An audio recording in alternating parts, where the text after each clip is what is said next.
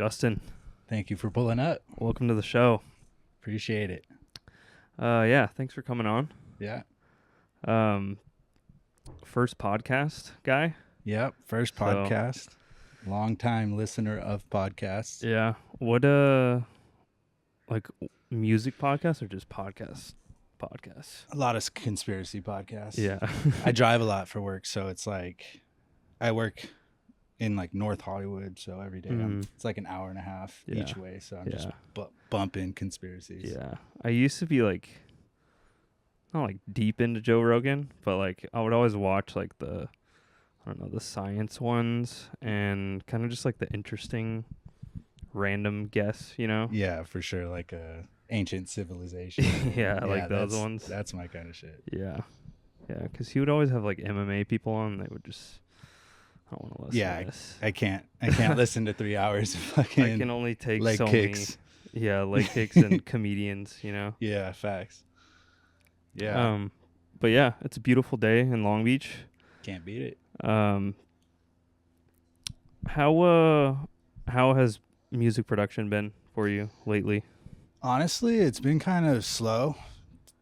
I've been like really busy with work, and that's kind of how it goes with me. It's I go through the ups and downs of just being like overly obsessed and have like some extra time, and all that time spent in the studio. Yeah.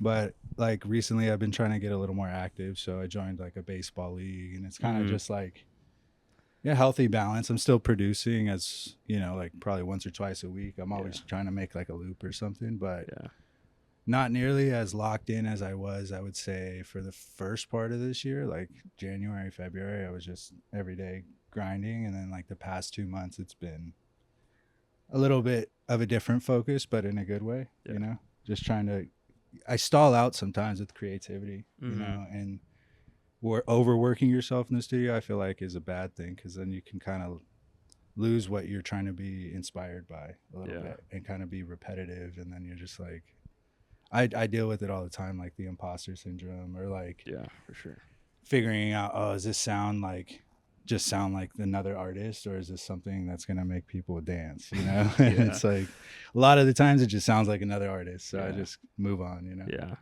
I totally get that. Because when you just lock yourself in the studio and you just are sitting in the same like environment every day, I feel like you'll have inspiration for a certain amount of time, and then it just starts to drop off. You know?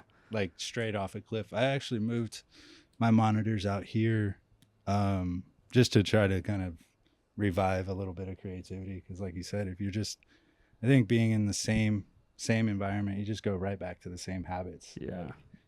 I find myself literally creating the same groove. Like if I'm working like nonstop, and then I just hop into the studio as like an outlet instead of like with a purpose, then it's just like constantly bad habits get replicated.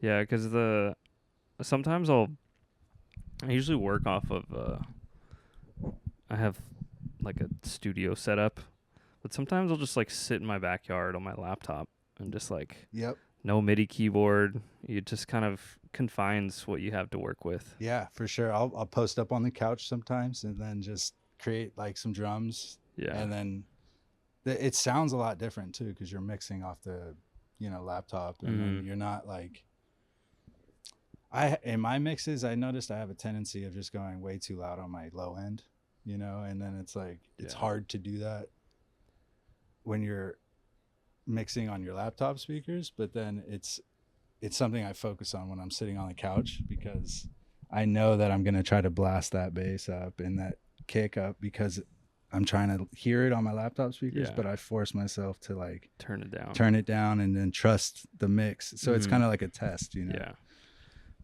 I do a lot of stuff like not visually, like I still use my ears obviously, but I'll get it in the ballpark and then use my ears to like turn it up or down. That's I kind of just mix as I go a lot of the times, and then it's like I never had like formal training or anything like that. It's kind of just so much trial and error that I just... You pull the mic up. Yeah, my bad. Trial and error that you just kind of figure out where your ear likes to hear things, and then Mm-hmm. it's nice to like show music to friends or whatever, because then you get their perspective on it and you're like, oh, you're right. Then you hear it, because it's the same thing. Your ear gets trained to bad habits as well, I feel like, Mm-hmm. and it's important to show people your music that aren't going to give you like unnecessary feedback, but Yeah. like the right feedback. Yeah, I think showing people music that aren't producers is important too, For sure. because I think producers are just more overcritical, and depending on like, obviously you have friends that like they'll give you it like straight, Yeah. but the average listener is just listening to it. They're not listening for the same things that we are. Yeah. No, for sure. Like I'll know if I put on a song with like my mom in the car and I don't tell her it's mine or anything, and I just see her like bobbing her head, I'm like, all right, the groove's there. Yeah. If I'm looking for technical feedback, I'll go to like some producers I respect, Mm-hmm. and I'll just be like, yo, is it there? But that's the biggest test, is if you can get the dance floor moving, right? Exactly. And people, like, it's such a common theme as producers, you make content for other producers, and that's like that horrible loop so many people get caught in, Yeah. myself included. It's like you get inspired by some parties or some people doing things, and then you catch yourself like trying to get their attention, or some like, a lot of times it's like validation in that scene instead of like actually just being a creative. Yeah. Yeah, for sure. And I think I forget who said this, but they'll put it'll just be like whatever, a SoundCloud playlist, and they'll just throw in, I don't know, like 2 or 3 of their tracks, and they just let it play like in context with all the other songs that are playing. That's smart. you Yeah. know? Yeah. 'Cause That's I really think smart. not telling people that it's your music Yep. is like what you should be doing. Yeah. Because then when they hit you with the, yo, what is this? You're like, Yeah. yeah, let's go. Yeah. No, I love doing that. Like, I don't DJ much anymore, but I'll always go over to like my homies' houses and like just spin, and I'm just, I'm checking the room and seeing who's dancing, because I'm testing out all these horrible ideas I've made, and some of them are really good, some are really bad, and it's important to, as a creative, to know why you're doing it. It's to make people move, It's so lost, and especially in like LA, why people are doing it, Yeah, for sure. I being from LA, it's like I had, when I got into music, like this insane network of people that I had access to, that because I got in during COVID, so it was like same. everything was shut down. You meet people that necessarily, like, I grew up raving, going to raves like 2016, 17, 18, 19, and then COVID hit, and you're like, damn, these are the guys that like were behind the scenes at these events, Yeah. and you get lost in the sauce, because you can create like a fake sense of where you are in that industry based off your peers, and especially if you just have like people around you kind of not guiding you, but leeching off like energy that you're giving to the scene, Yeah. and I see a lot of people kind of get lost in that, and I did myself. It's a hard game to keep up the score. It's like you have to always be out. You have to always not just be out, but be on point, especially if you're like a DJ and a producer, you're trying to like network in LA. It's like You can't be acting a fool. no. And yeah, that's probably where I went a little wrong in the early days, It happens though. Yeah. You learn. For sure.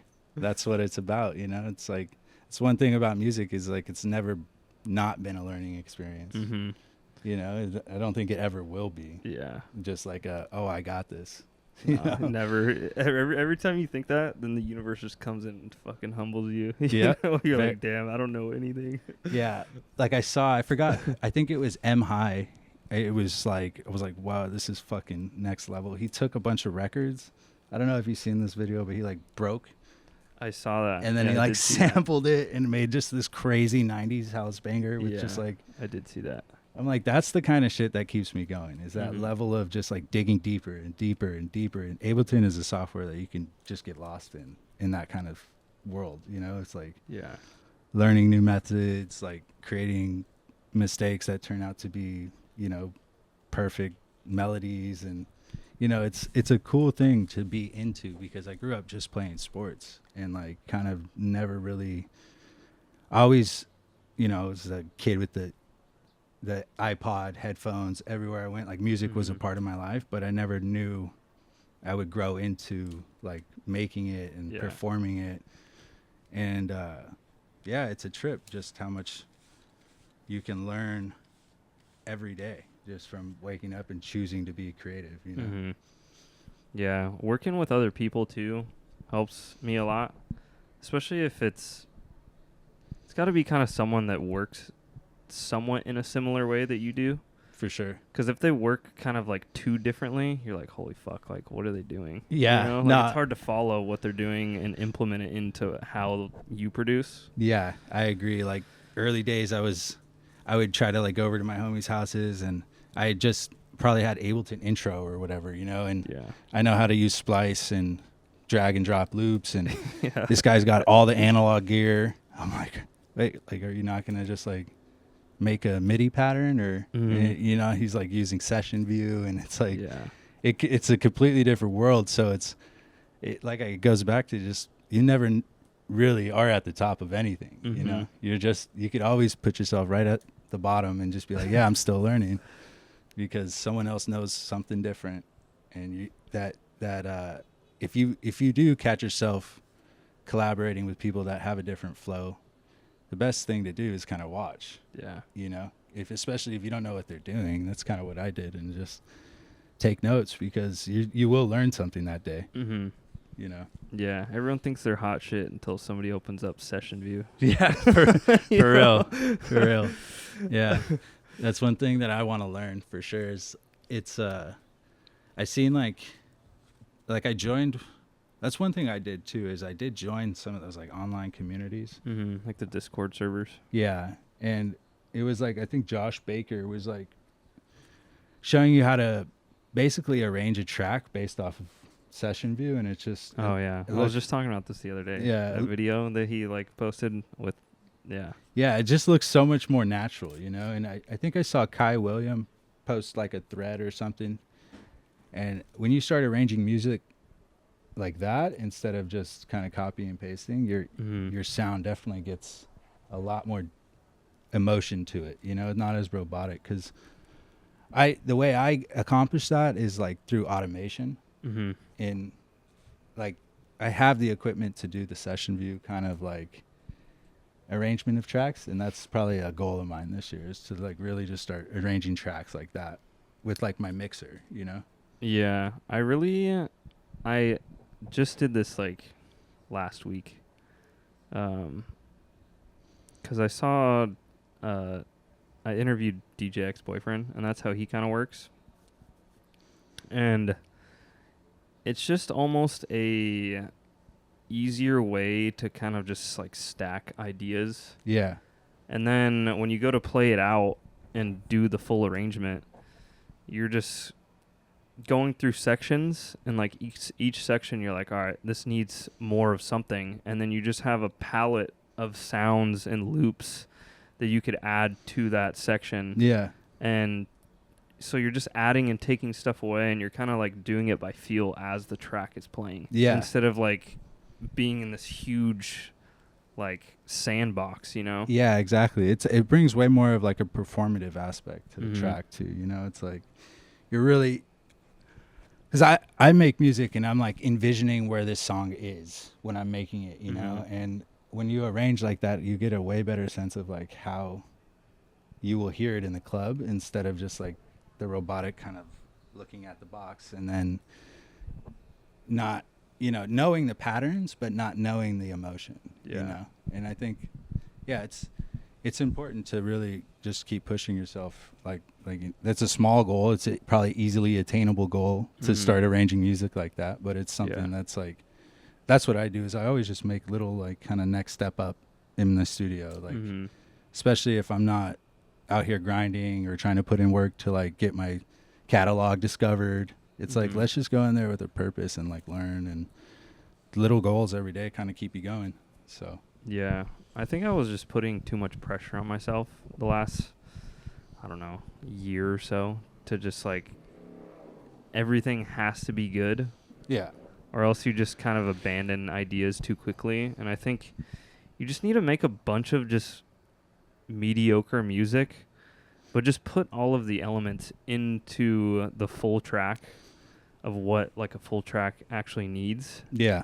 And then you just like, the more ideas you do that, then you're going to eventually kind of land on something that's actually good. No, I 100% agree. It is, it's like, for me, I kind of look back on when I first started producing, like luckily I upload everything to SoundCloud, right? Yeah. So like even back in high school, like I have these awful raps like that me and my boys made, and it's like it's still there, and I'll never delete that kind of thing because it's a digital archive of where you were as an artist, you know? And when I look back at my early like electronic production, it was like really good because I wasn't like inspired, like I wasn't trying to put any pressure on myself other than just to like learn, you know? And it's like some of the earliest stuff I made is like, I'm like, damn, what the fuck? How did I do that? Yeah. You know?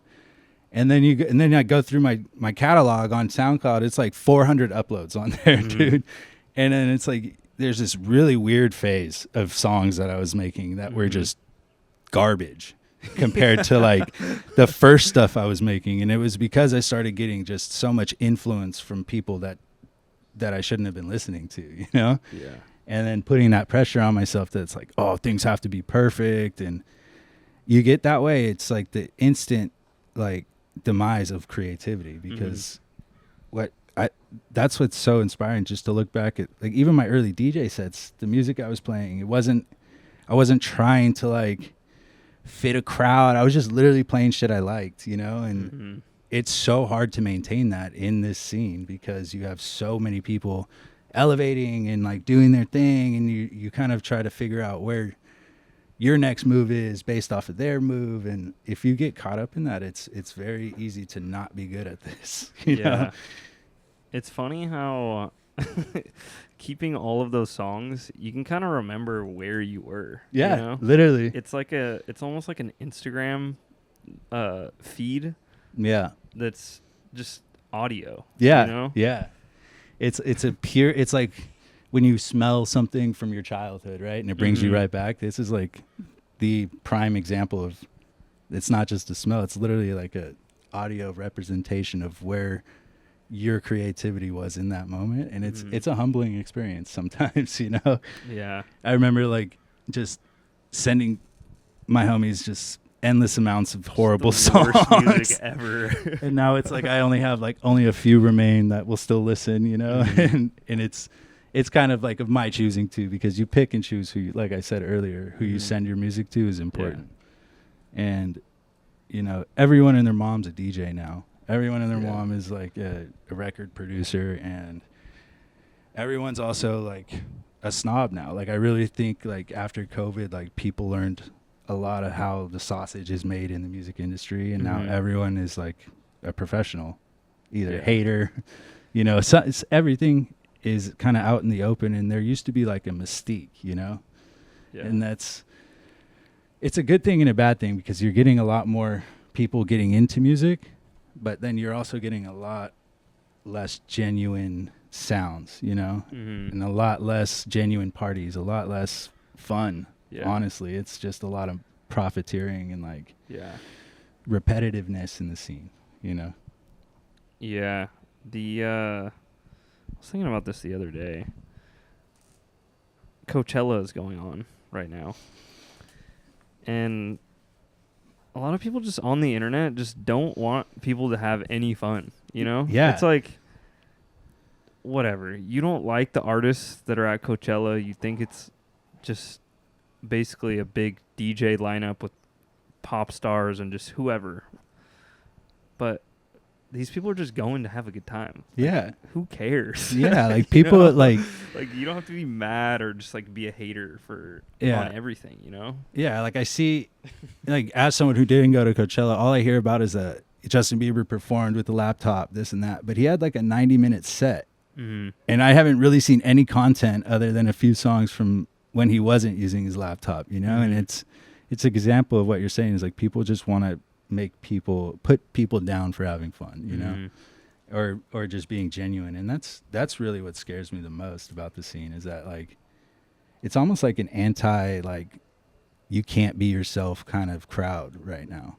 And I see it changing a little bit, but it's hard to really kind of maintain your own values and then level up at the same time, because where the scene is and where people are going is, I mean, follow the money, you know. It's like not a lot of people have that ability to just be free and do themselves and then also be praised for their, you know, efforts. Yeah, you have to kind of appease the people that are running the show in order to be, you can be successful, but you can't be ultra successful without, you know, there's giving up something of yourself. You got to ass kiss a little bit, you know, and I think every artist or performer kind of knows that. It's part of the game for sure, but I think it's with TikTok and the next generation of sound is all kind of just stemming from that instant validation clip based music, you know. And it's like you'll hear producers like, bro, I just made an 8-bar loop, posted it on TikTok to see. Like a lot of people are doing that, you know, and not even really having a whole song finished, but they're just based off their algorithm and their success of the content, then they'll go in the studio and finish a song. Yeah, I saw that. It's so sad, dude. It's crazy because I have so much shitty music, you know, and it's like I love finishing shitty music because it's the lesson. But the problem with that is everything is just becoming so unoriginal. Like the best artists put out stuff that they fuck with. They're not putting out because they got views on a TikTok. No, I mean, look at Brunello. He's like blowing up right now, right? And I would say like his sound has been his sound for a couple years now. Like I've seen his content for years now. And I think he's an example of someone kind of sticking to what he does. Yeah. And then kind of creating a brand around that, you know, and there's definitely that part of the crowd and people in this scene that are craving that, you know, and it's cool to see genuine sound. Like I don't really hear any other producers that sound like that guy right now. Dude, speaking of this whole situation, like 2 days ago, I think it was on Instagram, and there's these two kids, like this shit sounded good. And it sounded like like Brunello's exact style. Yeah. They already fucking figured out how to copy his shit. Yep.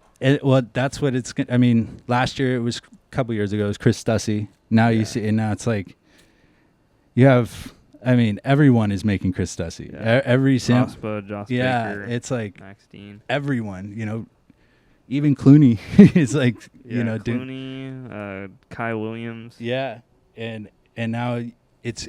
I mean, that's how you know you're doing it right? Yeah. As people start copying you, then you're kind of put in that category of like, oh, that's his lane, and now everyone's in his lane. Yeah. And shout out Brunello for doing that, you know, because I've seen the same thing. A lot of people emulating, you know, those weird pads and like that groovy, like just like it's almost like Middle Eastern sounding a little bit. Yeah, it is. Yeah, it's really interesting because it's distinctly him. Yeah, you know, it's dope. I really fuck with his sound. Yeah, because it's different. But you can't. That's what I'm saying. You can't base the music that you put out on what's getting you clicks. You know? No, I mean, like, if you look at like the music that I make, or you know, the crowds that I would like to perform to, they're not crowds that are going there for clicks. You know, it's like very much authentic house music, and that scene is very much alive, you know, and there's a lot of people that do it for that reason on, like Sunday sessions, those kind of parties, you know. Yeah. But it's so much easier to get a click and instant validation and you know, just to prop yourself up on a pedestal by making content that way. And I'd rather take the long route, you know, and sit in my basement and make music that maybe 10 people listen to, but then you get booked at like some super sick parties like Sunday sessions and you're just a low key ripper. You know, there's no. That's kind of like my ideal world is just having this in the background, be the low key ripper, makes proper music always, and keep my values. You know. Yeah. Because now when you put out a clip on Instagram and you get a bunch of likes on it, you're like, oh, sick.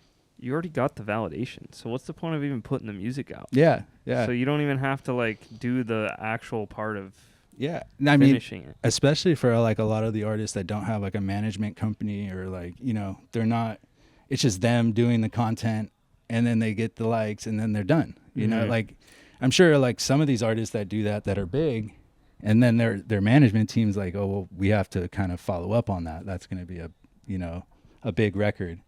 Imagine all the guys that don't have that, and they're just literally Instagram famous in their background with no real support team, and just kind of going into the psychosis of validating themselves. Because you see that like 20K range follower, DJ, producer, that's like, you don't really see him on lineups anywhere, but you see his content everywhere, you know, and it's like, that's got to be a strange life. You know, because you're good at making music, but you kind of succumb to this weird loop of just, you know, online presence, which is. Yeah. And like you were saying earlier, once you get caught up as the like producer guy, you're fucked. Yeah. You're fucked. You know? Yeah. Like now people will just want tutorials from you. Yep. Shout out to all my boys making the tutorials. And then if you put out a song, they're like, what the fuck? Where's the tutorials at, you know? Yeah, bro. Like, just fucking make another pack. Yeah, exactly. So, I mean, you can make decent money doing that. For sure. You know? Yeah, it's just depends what you want to do. Yeah, exactly. There's no rhyme or reason to this game, right? That's the beauty of music, is it's fluid, and there's so many outlets for it, and there's so many different ways of doing this. Like my stepdad's in a punk metal, like punk rock band, you know, and he's like super down to like try to work on he has like a new metal band he's working on. He wants to use some of my synths, and we're gonna work on some cool shit together. So it's like, I think there's just so many ways you can be in this scene doing music, and like I would say more people should do it than not do it, because when people are trying to be creative, it gives them less of a reason to be an asshole, you know? Yeah. I think like you can get humbled a lot quicker trying to be creative and failing at that than just walking around on your high horse doing nothing. You know? I think as an adult, you don't get humbled very often. Yeah, I would agree. Unless you're playing golf. Yeah, golf or doing stuff that's hard, you know? Like doing jujitsu or... Yeah. You know, the people that are doing stuff like that, it's like you said, it's harder to be an asshole to people when you're just getting your teeth kicked in every day. Yeah, dude, I did jujitsu for a little bit. That shit, it's no joke, you know? That physical, you know... Getting your ass kicked is voluntarily an interesting thing. You know? Yeah, that's one thing I kind of miss about just high school and being a young kid is just the competition aspect of it. You know, we don't really get that as adults. Yeah. And I'm a very competitive person. So no, dude, tell me about it. I was like on every sports team possible in high school. I'm like... Then I just partied for like 10 years. Yeah, that's what I did for competition. Yeah, and then I was just like, fuck. What am I doing now? And so like I got back into baseball, and I'm like, like you need that competitiveness, and I think it's healthy to be competitive in music, but if for the right reasons, right? Like I'm competitive with myself. I don't really like to compete with other people because there's no point in that. Like people are better than me, you know. If I'm in competition with myself, then I'm always just trying to level up, you know. And by doing that, I've progressed a lot as a producer, you know. Like I think my sound now is a lot different than it was when it started, but it stems from that competitive little kid that just like was always on a sports team trying to be the best at something. And I was always kind of like a nutcase in sports, like not like I had that like hothead mentality, you know? And so to apply that into music, I think is why I'm able to kind of keep myself motivated and keep getting better at it, because without being competitive, I'd probably just, maybe I'd make sample packs. Yeah. Yeah. Yeah, and I think it's good just to be around regular people. Yeah, for sure. Because we get in this bubble of music industry people and just producers, DJs. That's that is our lives, but that's not like normal people shit. You know? Yeah, and I think I realized that like later in my journey in music, and in like probably the past couple of years, is that I'm not like that kind of person, you know, and it's, to be in that environment, it takes a lot out of you, you know, and yeah, I kind of lost my train of thought. Fuck. It just the grind of having to be in the music industry. Yeah, that's just. Oh yeah, I was saying, so like in the early days, I was constantly just grinding, trying to be around the people I thought I was supposed to be around, and you just, that's that weird period of time that all my music sucked, you know. So in the last year or so, I've just taken the time to be. I haven't really even been collaborative with a lot of people in music recently. It's been a lot of just, let's get better for the sake of you wanting to be better for you know, and it helps not being in a scene to really accomplish that goal, because if you're around other people, as much as you'll say you're not influenced by them, you're 100% influenced, and you can get weirdly competitive with people that you call your friends, you know. So yeah, I totally feel that. Yeah, Seeing social, you kind of have to just like stay off social media. So you see your friends like getting these gigs sometimes, and you're like, "Fuck." yeah. Whenever I feel like that, I'm like, shut the fuck up and just be happy, you know. Yeah, because it's like these guys, they're working. Yeah, and then you just look yourself in the mirror. You're like, dude, I'm a piece of shit. I'm just like mad at my friend because he's sick. You know? Yeah.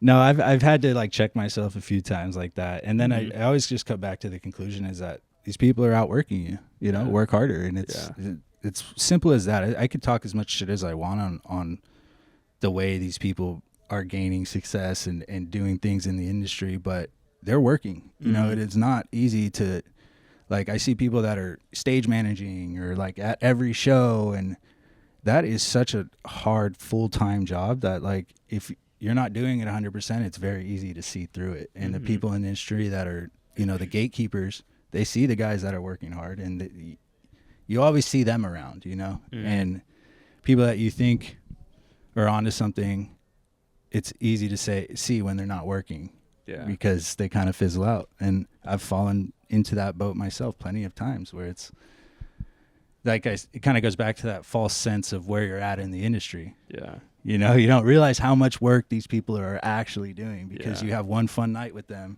They get up and do it again multiple times at different after hours. They're fucking the door here. They're all just to play a set one night in a week somewhere, you know, at a really dope venue. And I don't have it in me. And that's kind of like something I had to admit, is that that grind is not for me. So I found my lane, which is staying at home and creating music that I like, you know? Yeah. I think you have to figure out what kind of like systems you have to put in place to be successful, because it's different for every person. Yeah. But I think just kind of figuring out how you want to work and how you need to work in order to be successful. Yeah. Because at some point you will just like burn out, because I was kind of feeling this. I always just put too much stuff on my plate. For sure. All the time. And it was just not sustainable. Yeah. Yeah. At all. Yeah. So, like, trying to DJ all the time, produce all the time, like, do this and throw parties, it's literally impossible with one person. Yeah. There's not enough hours in the day. That's insane. Yeah. Yeah. And I was just, like, starting to lose my mind for a while. And I was like, is this, like, how much work it fucking takes to, like, make it in this industry? But I was just focusing my time on the wrong shit. and I kind of like pulled back on the parties, pulled back on DJing, and I was like, what's really gonna make me fulfilled at the end of the day? Yeah. And what's actually what people are doing to be successful? If you want to be a producer and play those bigger shows, you have to be good at producing. Yeah. As Simple like, as fucked up that. as that is Yeah. now, to be an actual DJ that plays these huge gigs. You're not. These aren't DJs. They're producers. Yeah. That play their music live. Yeah. Yeah. Yeah. And it's like, you have to be at a point, like these guys can play a 2-3 hour set, 100% original music, Mhm. you know, like these big headliners. And it's like, it goes back to just being that competitive too. I look at things like that as just another lesson and Mhm. another level to achieve, Yeah. because there's just no stopping this grind, which is this music industry, you know. Mhm. And it's a fun thing to be in Los Angeles and kind of be around the scene, but not really, like, and having the ability to jump in and out, right? Yeah. Like if I was a music producer in Missouri with, like, you know, a local show that pops off once a month, it would be very, I don't know, who knows? It could be a lot more inspiring as a producer in that kind of scene. Mhm. But just having the access that me and you have in being able to go and meet all these other really fun, creative people in our scene, because we've talked enough about the lame people, but there's Mhm. so many fun people throwing cool parties that are Yeah. inspiring to see and like keep you going, or at least for me personally, it keeps me going, because Mhm. I'm like, damn, I want to play that party. Yeah. I want to play that party. And so I'll like really kind of just, you know, that's why I like to make these dope songs, because it's like someone is going to get you an opportunity at some point, you know? Yeah. And, Yeah. and you do have to go out and support. And that's one thing I'm going to be doing a lot more of, Mhm. is going to the parties that are not just parties, but they're like experiences, you know? Because one thing, it's like, as a producer, I look for labels that throw dope parties, Mhm. right? Because that's a good way to like release a song and then get booked, Yeah. you know, because you're in with the label. You have some sort of rapport, Mhm. and you know, it's an easy way to get your, you know, songs noticed. Yeah. Because especially if there's promotion around like a VA that you guys are dropping as a label or something, Mhm. you'll get a lot more people listening to your music than if there wasn't a party, Yeah. you know. So it's hard to find proper parties, especially in our kind of sound of music. It's a dying breed with all the techno and industrial shit going on. Yeah. I mean, for sure in Long Beach. Yeah. But Yeah. there's stuff in LA No, for sure. going on all the time. But yeah, it is nice being in LA. I think it depends on your personality. I think LA can ruin a lot of people, Fast. but I think if you're competitive, it's a good motivation to see a lot of people doing better than you. Yeah, yeah. If you can take it in the right way. Yeah, yeah. That, I mean, it's very hard to keep that mindset as an artist, you know, and not is. kind of self-destruct. Yeah, Because we've all self-destructed. yeah, but it's how you bounce back, they say, right? You know, Mhm. and I think that's the most important thing about our scene is there's a lot of resiliency. You see people have ups and downs, and Mhm. I've seen people at their highs and their lows, and they don't stop. So people are like, they're not stopping, you're not stopping. Mhm. And it keeps me going. It like, I love being from LA, because it's just, where else can you get the diversity in the music scene, you know? Yeah, for sure. In the same day, you can go to a punk show in Venice, go to a techno show in downtown, go to a folk music show in Silver Lake, Mhm.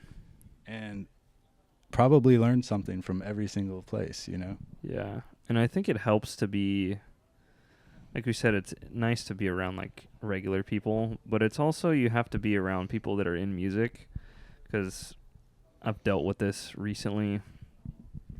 People that are outside of the music industry have no fucking clue what's going on. No. Yeah. with us, you know? Your little DJ thing. Yeah. So you can't, if you need advice on whatever, just anything in the industry, talk to somebody that was once in your situation or somebody that's kind of in your same situation. Because regular people can't relate to the shit that we have to deal with. Yeah, I agree. I think that it's big too on like why I think it's important to have like a mentor, you know, because someone that like is a little older than you has gone through some things and like you kind of can relate to it. It'll help you kind of keep your head on the right path in this scene. I've had quite a few good mentors that coming up, and as shitty as I did get at some points, there was, you know, a reason I didn't go too far or ever like, you know, as far as I know, I think people like me, but you know, it's important to surround yourself with people in the music industry that can kind of level with you and bring you down to earth sometimes when you're acting a fool or getting ahead of yourself. And normies, they're good for testing the music on, you know, but when you need to really dive in and get some real clarity on things, talk to another musician for sure. Because it's so unrelatable for regular people. Yeah.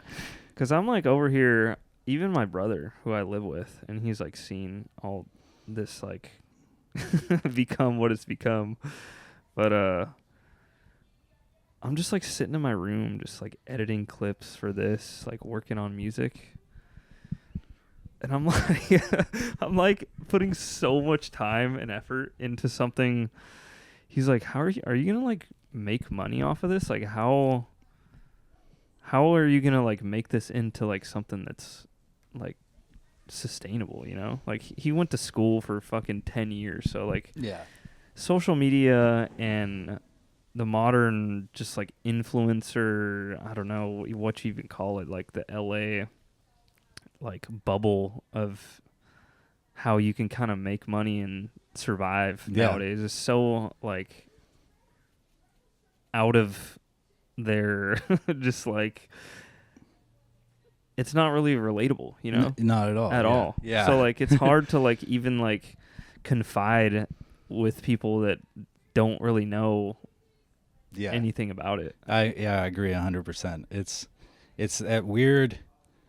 It feels so lonely sometimes, and then you'll kind of meet a group of people or a couple people, and you're just like, oh, this is what I've been missing, right? Like in my beginning days, it was just running around, and I was just getting into DJing, and then I had someone just pull me aside and be like, yo, you're really good, and like I see you, but like you need to slow down a little bit. And no one in my family could have told me that because I'd be like, you guys don't get it. You don't get it. You know, and it's easy to do that too to people that aren't in the music industry, is like kind of not take what they're saying as face value because they don't really relate to what you know, you know? And so like, yeah, I agree 100%. Having someone to talk to and kind of hash things out or get ideas out of your head is important.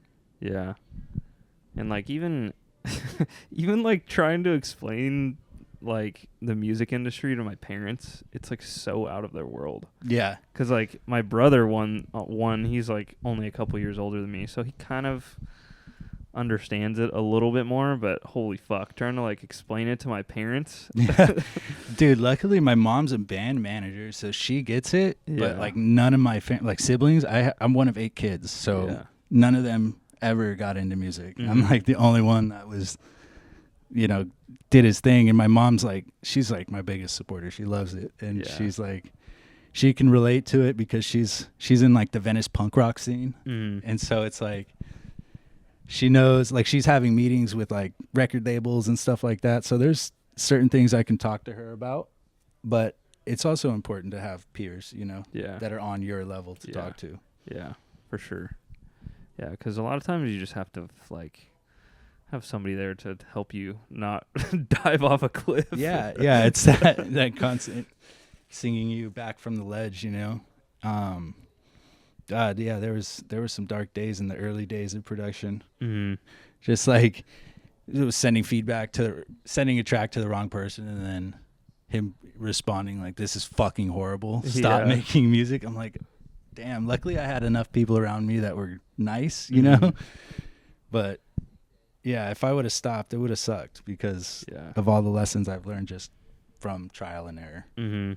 Yeah, and I always thought, just with like anything, you just think the people that are good at something are just gonna like not want to talk to you because you suck. For sure. Yeah. I'd be walking around like the party I really wanted to play and like nervous to talk to people that are like my homies, you know. But because they're on the lineup, I'm like, for some reason, I feel like intimidated. Yeah, I think people are cool with helping other people if you're just open to learning stuff. You know, you just kind of like are a sponge. Yeah. In like studio sessions or whatever it is. Yeah, it's hard as creatives to be that sponge because your mind's constantly racing. You're like, at least for me, I always wanted to like try to interject or like, what about this, you know? And you learn fast when you're trying to take lessons from someone just to shut up and listen because your idea is not right. Yeah. Especially if you're a new guy and you're like, oh, put a saturator on that. Let's see how that sounds. And it's funny just to think back on it, just how many times I was a fool in the studio with someone else and how patient they were with me. You know, a lot of patience goes into that role too. Being that role to someone else is big. Yeah. And inspiring them to keep going is huge, you know? Yeah. Yeah. I really also like helping people with their production, as low level of production that I'm at. Like, it's nice to kind of just like show people little stuff. Cause even, I was with Jose last night and he's been producing forever. Dude's a G. Like 10 plus years. Yeah. And on Ableton, he's like hitting just like the MIDI notes on the piano. And he goes and like plays something.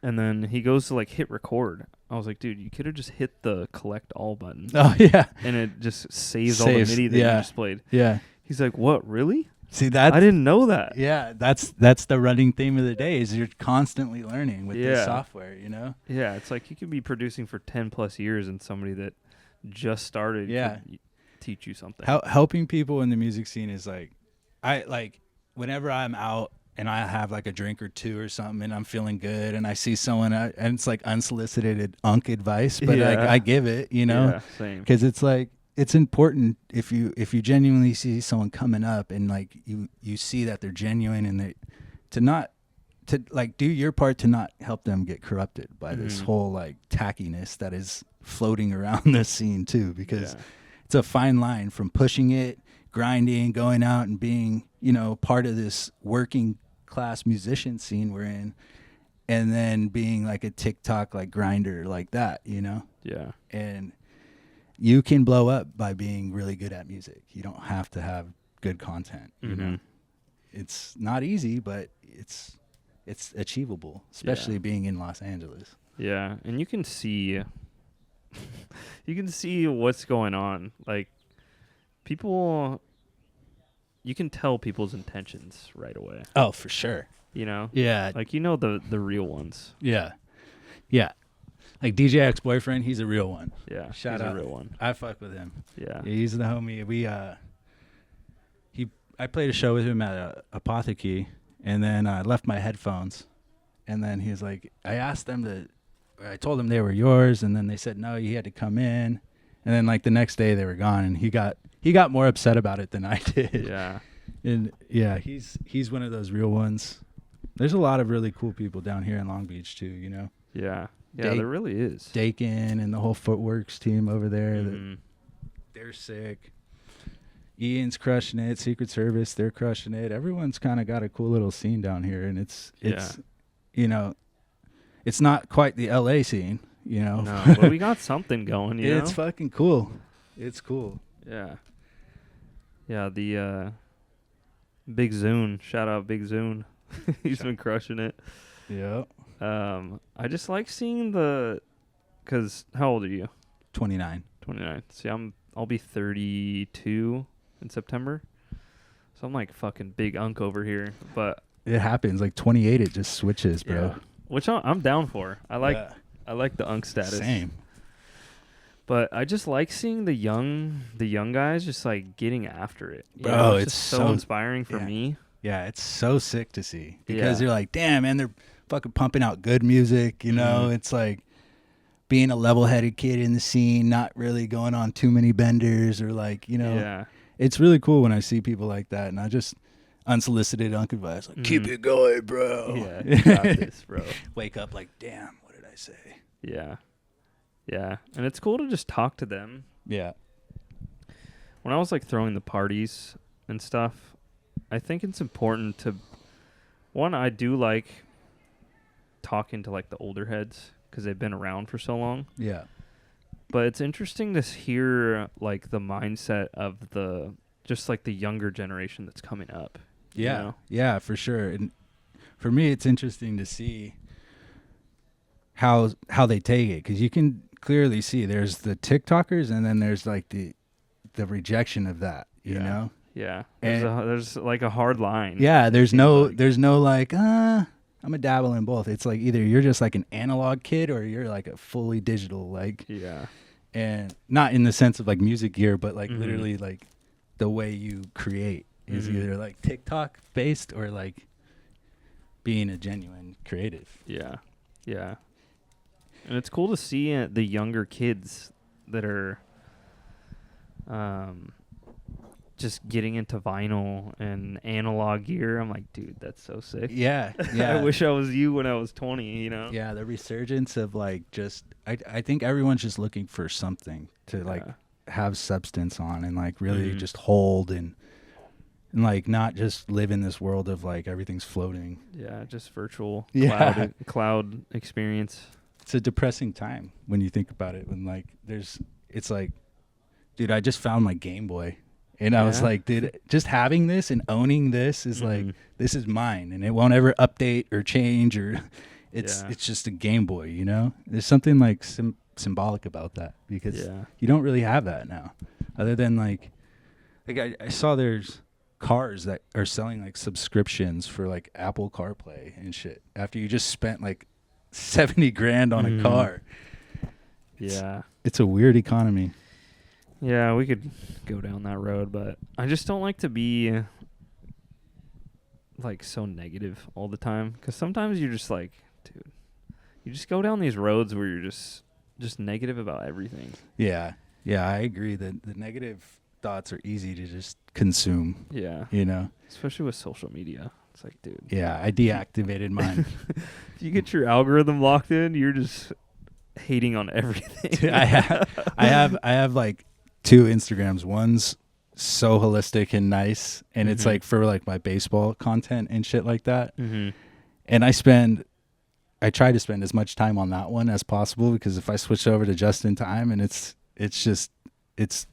horrible what goes through that phone, you know? It's like, and it's just, you know, it's slowly built up over your homies sending you shit, then you're looking at it for too long, and then it's like, no, I don't even like this shit. Why is it everywhere?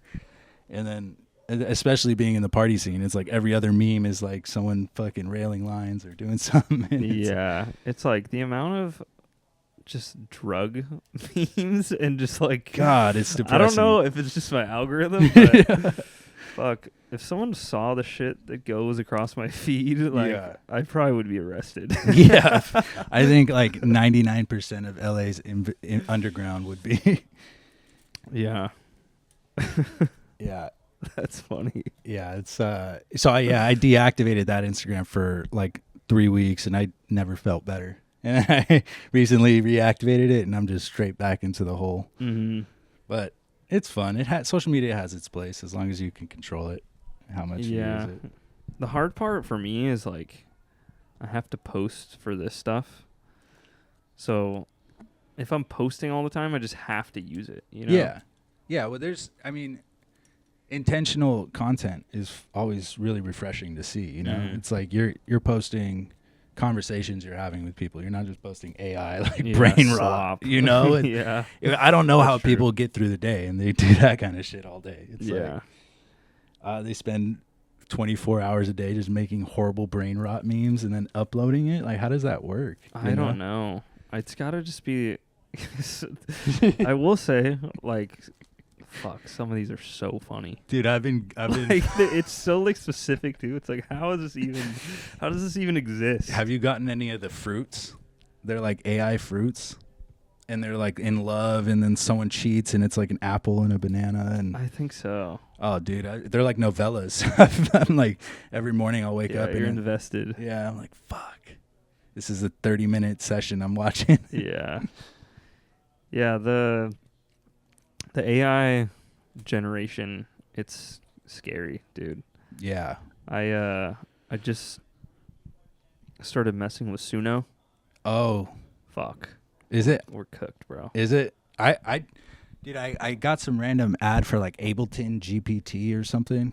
I saw that. I tried it out. It's horrible. Yeah. It does. I mean, It doesn't work. doesn't work. It's maybe it's too early in the phase, but Mm-hmm. I think when it comes to the AI shit in music, yeah, it's gonna be an interesting development. But we also were just talking about how there is a pushback from like certain young kids that are coming up and like resisting that, you know? Mm-hmm. So as creatives, I think you always have the power. You know, like a human can put its feeling and emotion into things that computers can't, but what there is available now is it is cooked. Mm-hmm. But it's also, what are you trying to get out of it, you know? Yeah. If your goal is to just put in a prompt on Suno and just have it spit out some generic fucking tech house track, like, you're not going to appreciate any of the success from that, you know? Yeah. Yeah. Because you're just going to get, like, say it did work out and you became some famous DJ. I personally would just feel like a fraud. Yeah. No, You know? 100%. What did you create? A prompt. Yeah. You're a writer, Yeah. you know? There's- But that's scary to think that there's people that will do that. that don't care. Yeah. They're like, no, I am headlining Coachella 2036. Mark my words. But to be fair, everyone's all worried about AI music. Like, there's so many like ghost produced artists already, so it doesn't even matter about your authenticity. Yeah. You know? Dude, I remember the first time I heard that, it was just talked about nonchalantly in a green room, like, oh, so and so is gonna ghost produce for him, and it was like, you know, my first year or so into like DJing, and I was like, Mm-hmm. like it goes back on saying how like everyone's kind of learning how the sausage is made. It took away a lot of like awe I had of some of these artists that, you know, are always headlining festivals, and like, you know, it's like I used to go and just to these raves and just be like, how are they doing that? Mm-hmm. You realize a lot of people aren't as genuine as you think, you know. There's plenty of people that are, though, you know, and those are some of my favorites. Yeah. Yeah. Because you have to have it's so much like effort. You have to have such a huge team. And it's like, to be able to tour and make music and just do everything that you need to do to be like at that level. Yeah. It's like, I see why people have ghost producers. Yeah, no, for sure. I mean, every genre of music has it, you know, like you would think that like country guy Morgan Wallen's making all this music. No, you got like, He's just performing it. yeah. And And have 10 writers, you know. and I think it's subjective to what you think success is at that point, right? It's like for some people they know they have the look. They might not have like the in-tuneness with the creative muse, but they know how to perform. And there's, I mean, people that could never perform in their life but are super talented writers. And so I think there's a place for all of that, you know? Yeah, I think just because I think producing as a DJ, you can do everything yourself, but that doesn't mean music has never been something that was just an individual sport, you know? No. It's always been a team sport. Yeah. Yeah. It's literally you, the crowd, and everyone that's inspired you to get there. But I'm just talking about like specifically more just even in the studio. Like music traditionally has always been made with, you have the artist. It obviously depends on the band or whatever the artist, but they have writers, and you almost kind of, even doing this in the studio, just like at our level, I think the best way to work is whoever's studio it is, like they're the hands that's gonna like do kind of like the grunt work part of it, you know, for like the workflow stuff. Yeah. And then you're kind of just like using them as like a tool almost, you know? Yeah. Like I want it to sound like this. Yeah. You know? Yeah, I think it's important when you do collab with people to kind of give that space too, because that's how you're going to actually create something, right? Like if I walk into someone's studio, I don't know their layout, I don't know where things are, I don't know how things are routed, and then it's like it's kind of impossible to just be super hands-on the first time you like. Maybe if you guys have worked 1,000 times together, right? Sure, of course. But yeah, I haven't worked with too many people, honestly, like in the studio for that reason, because it's been tough to find that flow, and a lot of people don't understand that, you know. And I'm usually having people here, and so it's like it's tough to really create something that's like fun instead of just like a session with your homies fucking around, you know. And it takes that fine balance of knowing when to be hands-on as a collaborator, and then when let them cook, as the kids say. Yeah, let him cook. Yeah, it's I think the more you do it, the more you get better at it, obviously. Yeah. But like I said, I think it's just depends on how they produce also. Yeah, like if I went to ex-boyfriend's studio, there's no way in hell I'm fucking, hey bro, watch out, let me hop on the mixer, you know? It's like that's a great example of someone's studio. You go over, you kind of just jam. You let him. Yeah, you know? Yeah, because especially with people that have been doing it for way longer, I'm like, fuck, I don't even like here. Take the keys. I don't know what I'm doing. Yeah, it's cool. I've had the pleasure of being in some really cool studios, and it's just like you think what you have is sick when you get it, and then it's one of those things that common theme in music. You can really just get depressed really fast. Yeah. But I also think at some point, I think it would be cool to just have like almost like a team of like 5 producers just like working on something. Like I think having more people looking at something, the better the track's going to be. And if you like work cohesively, obviously. Yeah. But that's key. You can't just have 2 different sounds. Like having somebody that's fucking like good with automation and just like making some like crazy bass line. They all have like their kind of role, you know? Yeah. It's hard because everyone's got an ego too, you know? So you have to collaborate with the right people. Yeah. Because everyone wants to be the man. Yeah. But if you like what you're saying, if you can find a group of people that like everyone knows their strengths and you're kind of working together to really just create a masterpiece, that's like the ideal world as a producer, right? Yeah. Because collaboration is how you develop a sound, I think. Or like from sharing, not just actually collaborating on the actual production, but sharing it and learning from people. Yeah. Yeah, and I think you have to know what people are good at when you go in. Yeah. Like if you're good at laying down the drums, like let them cook on the drums, you know? Yeah. Yeah. I have a homie that comes over and he just is super groovy with bass lines. Yeah. And I'll just cook up some drums and like, all right, ready for a bass line, and then he hops on, you know?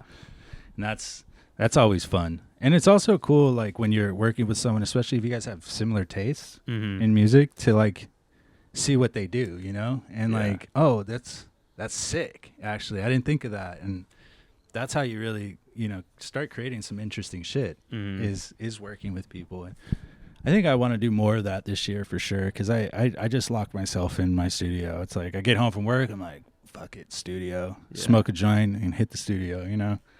And it's just so convenient now. It is. But like, I think, I mean, you'd said on that DM that it would be sick to have like a little space in Long Beach where everyone kind of piles their equipment there, and it's like, you know, a collaborative effort, because what could get cooked up in that studio would probably be pretty sick with all the people in Long Beach. Yeah.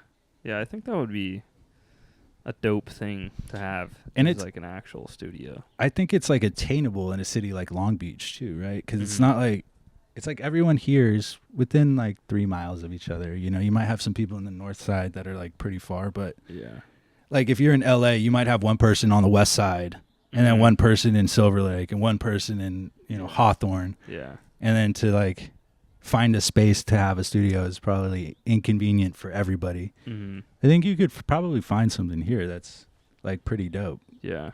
That's one thing about Long Beach is tight too, is that from moving here, it's like, cause I'm from like West LA, like Culver City. Mm-hmm. And yeah, you knew like the mom and pop shop owners, but like, I feel like I have a lot of homies that own businesses here, It's like one of those cities that kind of has like allowed people to like start something. Mm-hmm. And so if that ever does, amount to anything, keep me in the loop. Yeah. Yeah, I think I don't know. It would just cost money to build it out. I actually have a connect with a speaker company, so I could get stuff for... That's pretty sick. Below, yeah. That's pretty sick. That's a good plug to have. Yeah. I haven't taken advantage of it yet just because I had to stop. I'm trying to use less and less as I produce, but also I want analog gear just to play with. But I'm trying to like cut back on my spending habits with music. I went through a phase where it was just like I was making a good amount of money at that point, and I was just buying random shit that I didn't know how to use. And I'm just like, why'd I do it? Like, you look back on it, and it's some things you regret, but some things like I'm like, thank God I bought this. Like that synth, the SH101 is like, it's pretty sick to have a piece of music history. It's a very easy synth too. It's like one of those things that wasn't overwhelming when I got it home. Mm-hmm. I've bought some things. Like I had an OP1. I don't know, the Teenage Engineering. It sounds familiar. I've probably seen it if I saw it's like a $3,000 little fucking synth that it's like this big, but it has endless layers of shit you could do on it. And it was just, I had to sell it. It was too much, Too much. I'm like, this is too expensive just to be collecting dust. And yeah, it's the analog, I think, like I said it earlier, but it's fun, but it takes like a specific mood for me to get into. Like I'll always use like one thing I love to use in my production is the Digitac for like drums and just like a sequencer. Yeah, it's pretty crispy on like the sounds you can make with that. So I'll lay down drums on that, and then I'll kind of work in the box a lot of the other times, for the rest of the track. But having the gear is better than not having it, because you can always, if you get bored, turn something on and fuck around, and then you never know. Like that's the thing, when you open a DAW, you never know if today's the day. I just made a fucking #1 hit. That's true. That keeps me going too. It's like this song could very well just have been nothing and then created everything for me.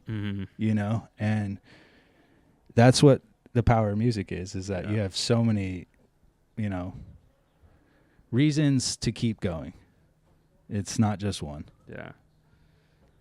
One thing I've been trying to do, if I buy like a plug-in or something, try to read as much as possible about it. Like read the actual manual. Smart man. Like I went through Ableton the other day. I just read through the entire manual. Oh shit. Obviously some of the sections I just kind of skimmed over because it's stuff I already knew. Yeah. But sections that I didn't, I got to do it again on 12. I went through 11, but I got to like actually go through 12 again. But I think a lot of people buy plugins and they just don't even know how to use them. Yeah, they'll see like a tutorial on YouTube and they see the way that guy's using it, and then that's just how they use it. Do you have a favorite plugin? Speaking of buying plugins, I just bought Omnisphere 3. Oh, fire! 2 days ago. I have Trillion. Nice. The bass. Yeah. I've been meaning to get Omnisphere. How do you like it? It has a lot of sounds that are fucking tight. That's the thing. So like Trillion is the same. Like bro, it's the most overwhelming plugin that I have because it's just endless sounds of fat basses. Yeah. Who makes that? What's the company? Omnisphere. They're the same company. Spectron, something like that. It's like Spectronics or something like that. Yeah. Spectratronics. Yeah, they're definitely goated for sure in the world of synth plugins. Yeah, because I'm not a big sound design guy.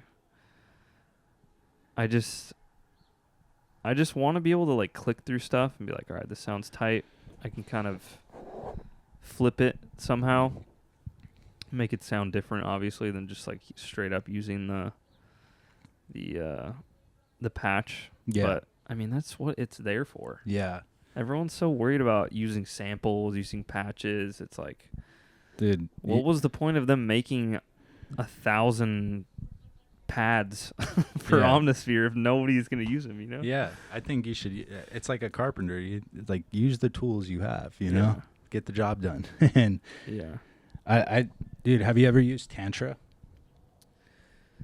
No, I feel like I know people that. That's a big one in our sound. I was gonna say it's like the one plugin I got that was like, oh, this is changing a lot of my sound because it's just like an effects like thing. It runs through different. It'll take your sample and then run it through the different waveforms and like effects. And Is it like a gray Yeah. UI? Yeah, Yeah, Jose was using it last night. yeah. So he like, threw it on like some pads or some weird dude, kind and of like it synthy creates sounding thing. sick ass like call and response. So like, yeah, that plugin's been huge in my production. And then obviously like I got the Korg M1, that's a good one, and Trillion. Those are like the big threes that I've been using. Yeah, yeah. Have you what's the fucking plugin? Have you heard of that? Like, it's called like Meet something. Oh, Meat Beats. Meet Beats. Yeah, That one has a bunch of dope plugins. Yeah, I've or been patches. Yeah, I've been seeing that. I've been meaning to get it. It's also one of those things that I always have like these plugins in mind that I want to buy, and then I'm like, I just get so excited to open the DAW that I forget about it. And I've spent way too much money on samples and fucking plugins that, in theory, I don't really need to spend anything else, dude. No. Like, if anything, I should invest in more like soundproofing of the room and like treatment. Because that helps more than a plugin. Yeah, literally. Are you on 12? Yeah. Yeah, same, dude. 12 is so fire. Yeah. Dude, it's sick. I bought 11 Sweet like a week before they dropped 12, and so I got 12 for free. So, Nice. yeah, I mean, I technically didn't, but Yeah. I like, with Ableton, bro, I ripped the intro for like 6 months. So, like, you know, you can do like the 90-day trial. Mm-hmm. I just kept like Redoing changing emails, and then by like the 6th email, it was like, you can't do it on this IP address. And I was like, fuck, gotta buy it. But yeah, it's like, because I have with music, it's like one of the only things in my life that's been, I get good at things kind of quickly, and then I'll just phase out. Like, I learned how to do a kickflip. All right, I'm not gonna go to the skate park anymore. You know, like, I don't know why I'm like that, but I'm like that with a lot of things. And like, music is like the one thing that has been challenging, and then I get good, and then I keep wanting to get better. You know, it's never been, that's why I have so much respect for it, is because it takes a lot to convince me to keep doing something that isn't. I have ADD out the ass, you know, and so it's crazy how much music has changed who I am, you know, because like I said before this, it was just sports and fucking partying and not much thinking other than where the hoe's at, where you know, like literally. dumb shit. And now it's like, You have something to care about. yeah, You know? It's yeah. kinda nice. It's a journey that I've created, that like having that digital archive to look back on and hear, and like, it's just it's inspiring for just bigger things in life too, you know, it doesn't just sit with music. You can take what music teaches you and apply it to anything, you know? Yeah. So you haven't been on Ableton for that long. Probably 2012 just came out, didn't it? No, I've had 12 for like a year and a half, maybe. Okay, yeah, it has been out that long. Yeah. Yeah, you're right. I started the Ableton journey in like 2021, 2022. So the way I got started, it was Valentine's Day. I bought my ex a bunch of shit, and then I was like, can I go take us to Guitar Center really quick? Because I want to buy a DJ deck. And so I bought a DDJ 400. Nice, same, bro. And I got a what was the? It was the intro Ableton version. It was like $99 or something. Yeah, There's Ableton Light. Light, yeah. So I bought Light, and I had Light for. I was like, all right, I'm gonna learn how to DJ, and I'm gonna learn how to produce, and like, that's the time when I was looking back at my music, and I was like, damn, this shit was sick. Yeah. Like, bro, you just had Ableton Light, or then I think I found out by that point how to crack 11 Suite with the intro things.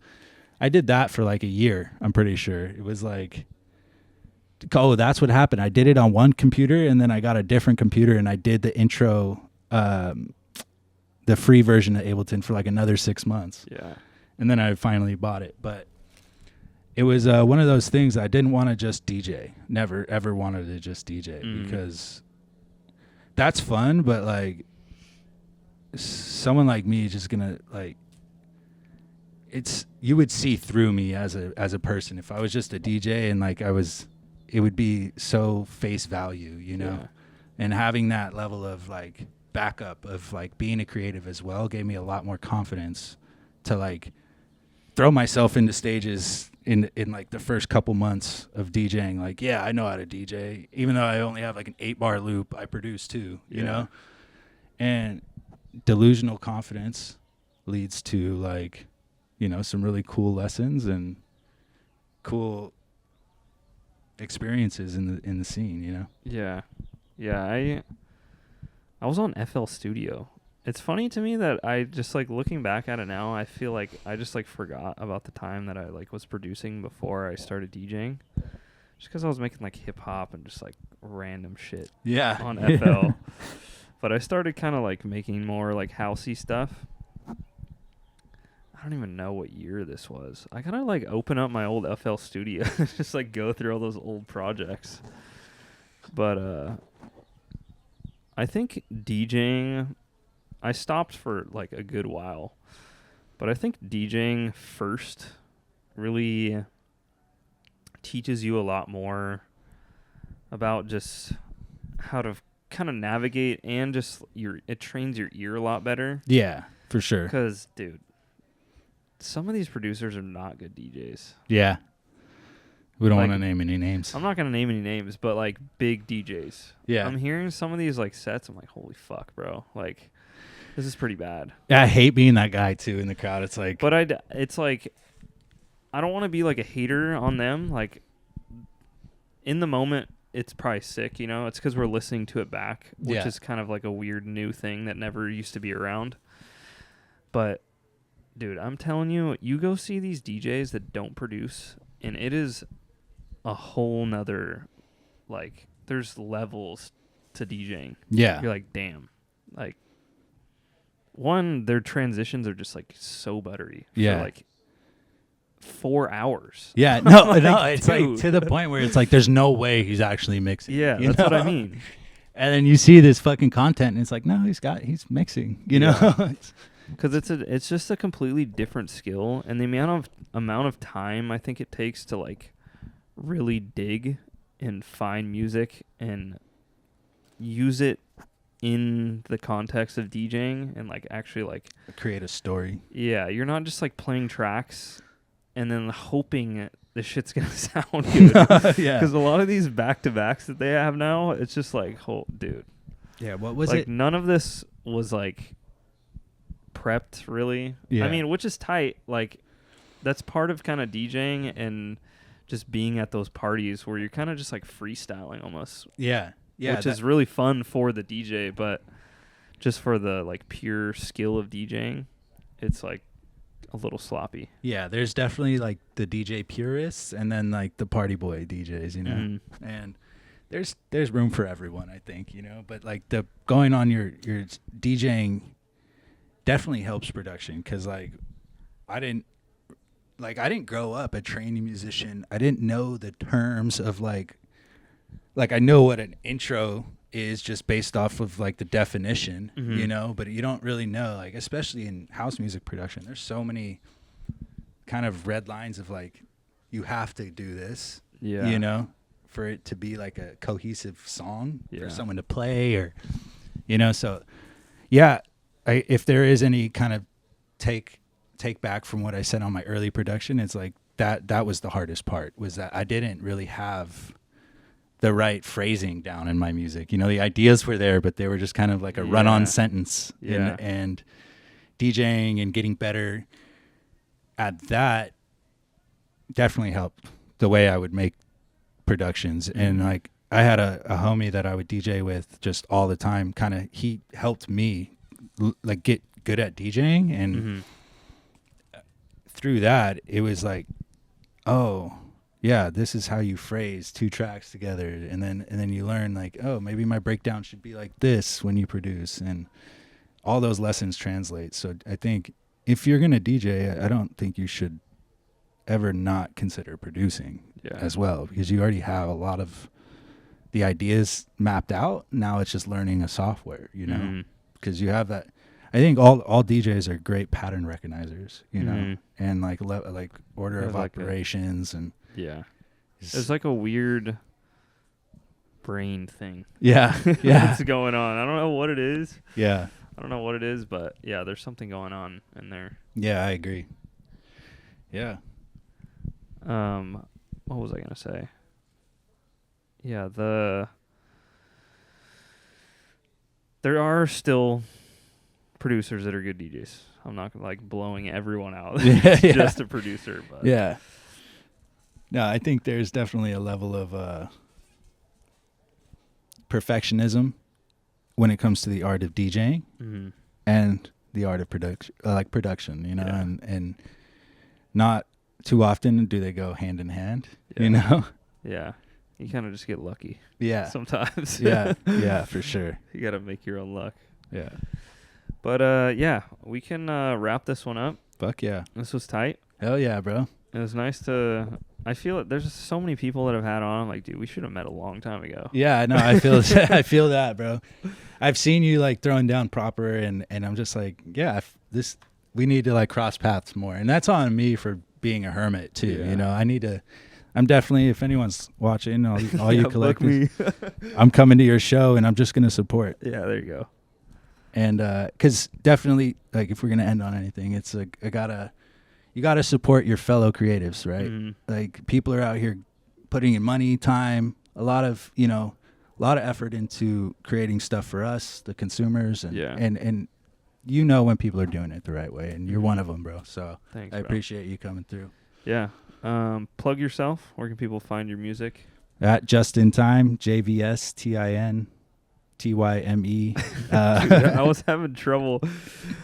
It's funny that you like brought this up. Kind of.